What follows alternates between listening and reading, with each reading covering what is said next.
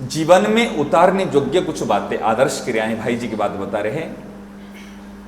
भाई जी बता रहे कि कलकत्ता में हमारी दुकान पारख कोठरी में थी उनके भाई जी की, तो वहीं पारख कोठी में श्री लक्ष्मी नारायण जी मुरदिया की दुकान भी थी पास में, कि इसलिए उनसे मेरा बहुत प्रेम हो गया था। भाई जी स्वयं बता रहे हैं, मैं उनकी ताऊ जी कहता था, मैं उनको ताऊ जी कहता था, ताऊ जी ताऊ जी। हाँ कोई बात नहीं। वो ऐसे बढ़िया सेवा करते थे कि उनकी कुछ बात आपको बताऊं।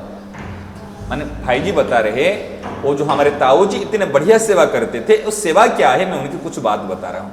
कि दो आदमी लड़ते तो वो बीच में पड़ जाते,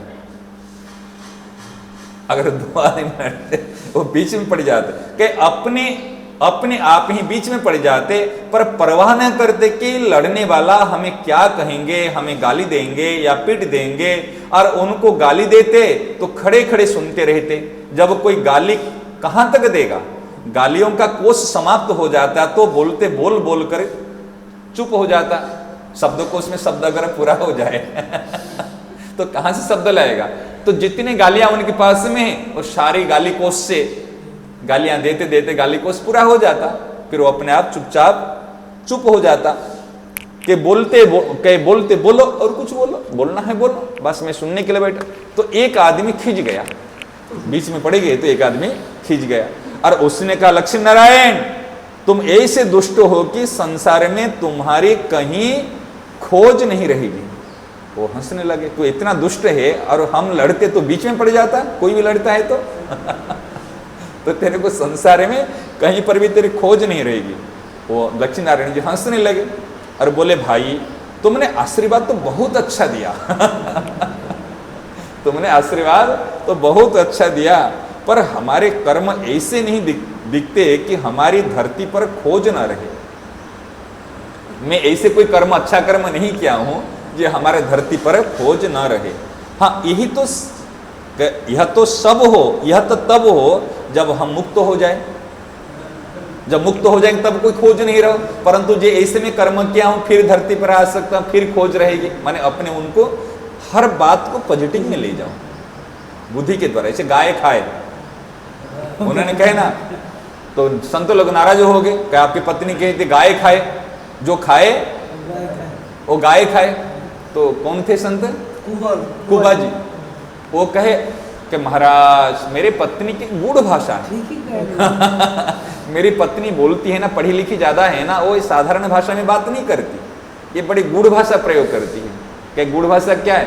कहते आप वैष्णव हो, संत लोग पहले जब भोजन करते हरि नारायण गोविंदे बोलो, राम नारायण गोविंदे, भगवान का नाम लेते हैं, और आप तो बैठते ही प्रसाद पाना शुरू कर लो और बीच बीच में कुछ गाते हैं।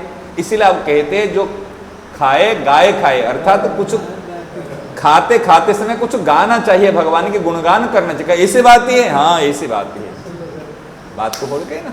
और दूसरा कुछ होता है, अरे देखो पास में रहने वाले जो होते हैं ना, सेवक के पास में, स्वामी के पास में सेवक, पत्नी के पास में स्त्री, मालिक के पास में नौकर सेवक, ये जो नीचे स्तर के जो व्यक्ति होते हैं ना, अगर वो चाहे तो बात को बिगाड़ सकते और वो चाहे तो बात को सुलझा सकते। सही ना? नहीं,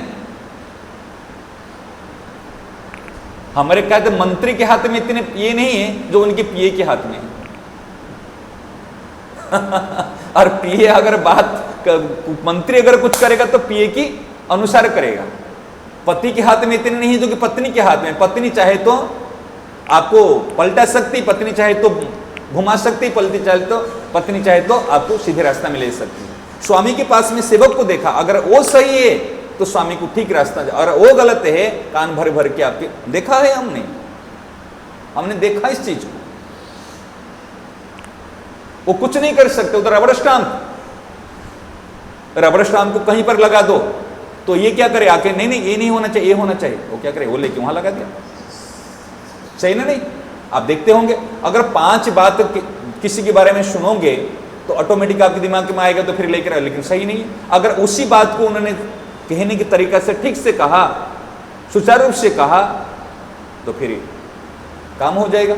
इसलिए मंत्री जितनी ईमानदारी की आवश्यकता है, पीए ईमानदारी की आवश्यकता है। अगर वो ईमानदार होता तो ऑटोमेटिक हो जाएगा। और पति मालिक ये काम बहुत आवश्यक है। तो यहाँ पर ये बता रहे कितना बढ़िया बात, यह तो तब हो जब यह मुक्त हो जाए। और अब सामने वाला क्या बोलता, हंसने लगा। इतने में दूसरा आदमी आया और बोला, देखो कितनी गालियां देता है। ये बोले, हम सुनने में मजा आता है। वो कहते देखो तो कोई व्यक्ति कितनी गाली देता, वो कहते मैं तो इसलिए आया हूं, जब मन उब जाता है ना, कोई झगड़ा लड़ाई झगड़ा होते मैं बीच में आ जाता, क्यों बैठे बैठे बोर हो जाता, सुनने में मेरे को गाली मजा आता है। ऐसे कौन बोलेगा? कोई बोल सकता है कि दूसरे की गाली सुनने में मजा आता है? और वो बेचारा चुप हो गया। जब गाली सुनने में इनको मजा आता है तो हम बोले क्या? तो कितनी बड़ी कार्यकुशलता देखो, ये टेक्निक्स, यही है टेक्नोलॉजी वास्तव में।